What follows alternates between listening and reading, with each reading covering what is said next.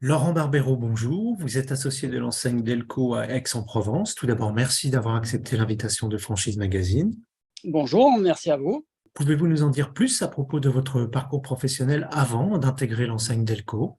Oui, bien sûr. Alors, donc, moi, quand j'étais plus jeune, j'ai passé mes diplômes de mécanique, du CAP jusqu'au bac professionnel. J'ai toujours eu l'envie de travailler pour moi. J'ai toujours été l'esprit entrepreneur. Donc, j'ai ouvert un garage automobile sans enseigne, sans marque, que j'ai exploité pendant une dizaine d'années. Suite à ça, j'étais un petit peu au bout du concept. J'en avais un petit peu marre de tourner en rond, de ne pas pouvoir évoluer. Donc, j'ai décidé d'arrêter et de vendre mon affaire. D'accord. Et quel a été l'élément déclencheur qui vous a donné envie de vous lancer dans un projet avec l'enseigne Delco?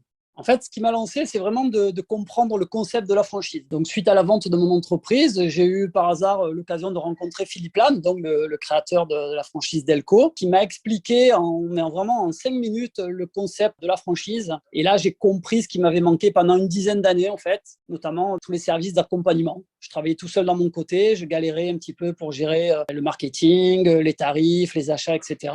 Et quand j'ai compris ce que pouvait apporter une franchise, c'est là que j'ai décidé de me lancer. Et qu'est-ce qui vous a séduit dans l'enseigne Delco? Alors déjà, c'était une franchise qui était à proximité, elle était proche de chez moi, et puis leur positionnement métier me correspondait. Alors on était un petit peu différent de certains centres auto qui font vraiment que du service rapide. Dans l'enseigne Delco, le métier était vu sur une manière plus large, hein. On faisait plus de mécanique. Voilà, c'est ça qui m'a séduit.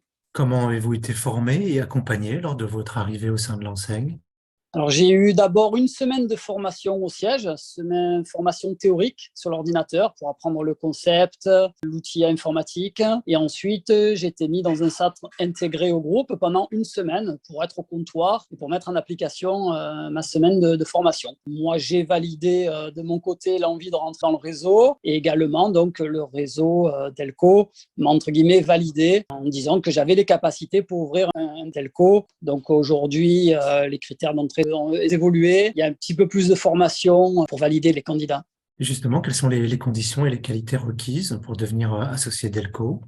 Alors déjà, il faut aimer l'automobile. Il faut savoir que c'est un métier passion, c'est pas un métier facile. Donc il faut être commerçant également, hein. Il faut avoir vraiment le sens du commerce. Et ensuite, par rapport aux qualités, on va dire, il faut vouloir toucher un petit peu à tout. C'est-à-dire qu'en étant entrepreneur, on va faire du management avec les équipes, on va faire de la vente avec la clientèle, on va être magasinier pour commander les pièces. Voilà, il faut être un peu multitâche.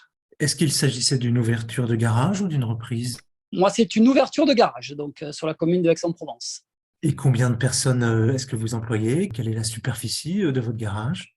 Alors, la superficie, on a 350 mètres carrés sur Aix-en-Provence. Il y a 5 salariés, plus moi, qui sommes là en plein temps. Et j'ai un deuxième Delco, puisque donc la franchise m'a convenu. Le premier Delco marchait bien. On a ouvert un deuxième Delco sur la commune de La Fare-les-Oliviers, à une trentaine de kilomètres, toujours dans les Bouches-du-Rhône, où là-bas, il y a 4 employés, dont un apprenti, sur une surface un petit peu plus petite de 280 mètres carrés.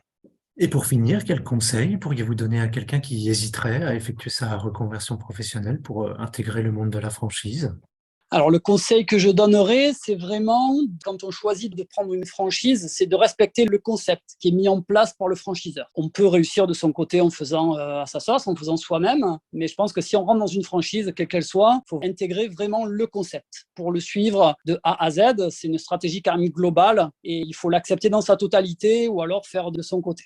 Laurent Barbero, je vous remercie. Je rappelle que vous êtes associé de l'enseigne Delco à Aix-en-Provence et que votre actualité est à retrouver notamment sur les sites Franchise Magazine et AC Franchise.